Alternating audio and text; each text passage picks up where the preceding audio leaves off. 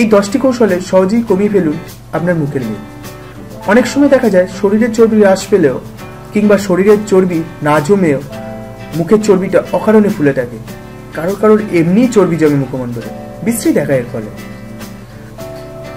আসুন তাহলে এখানে রইল এমন 10টি কৌশলের হদিশ যেগুলি অবলম্বন করলে আপনার মুখের ফোলাভাব অনেকটা কমবে।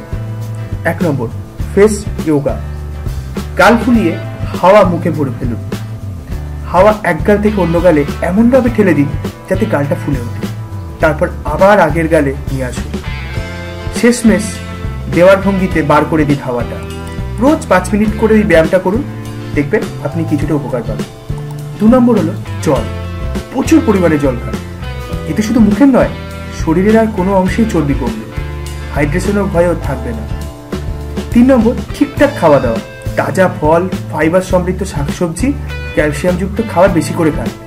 ফ্যাট ও প্রোটিন খাবারের পরিমাণ কম করুন, পাশাপাশি বেশিবার কিন্তু অল্প পরিমাণে খান। 4 নম্বর হচ্ছে জাঙ্ক ফুড।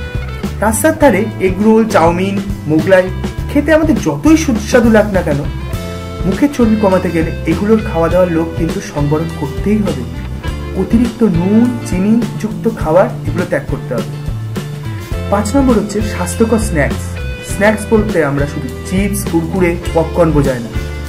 বিভিন্ন ধরনের ফল কেটে চাট মশলা ছড়িয়ে খান, দেখবেন স্বাস্থ্যকর কিন্তু সুস্বাদু স্ন্যাক্স তৈরি। 6 নম্বর, পর্যাপ্ত ঘুম। দিনে অন্তত 8 ঘন্টা অবশ্যই ঘুমান। ঘুম না হলে মুখের চামড়া ঝুলে যায়, ফলে মুখটা আরো ফোলা লাগে। 7 নম্বর হচ্ছে চুইং গাম। চুইং গাম চিবানোর অভ্যাস আদপে মুখের ভালো এক্সারসাইজ। চুইং গাম চিবলে মুখের চর্বি কমে। 8 নম্বর, ফেস ম্যাসাজ। পেশাদার ম্যাসিওরের হাতে নিয়মিত ফেস ম্যাসাজ করলে মুখে রক্ত সঞ্চালন ভালো হয়, এতে মুখের চামড়া টান টান থাকে। 9 নম্বর, মদ ও সিগারেট। মদ্যপান এবং ধূমপান শরীরের বহুবিধ ক্ষতি করে। এই সমস্ত ক্ষতির মধ্যে একটি হলো মুখের চামড়ার বাঁধন আলগা করে দেয়। এর ফলে মুখের চামড়া আলগা হয়ে গেলে মুখটা ফোলা লাগে। কাজের মুখটা চর্বি করতে গেলে মদ ও সিগারেট থেকে আপনি নিজেকে দূরে রাখুন। 10 নম্বর হচ্ছে হেয়ারস্টাইল।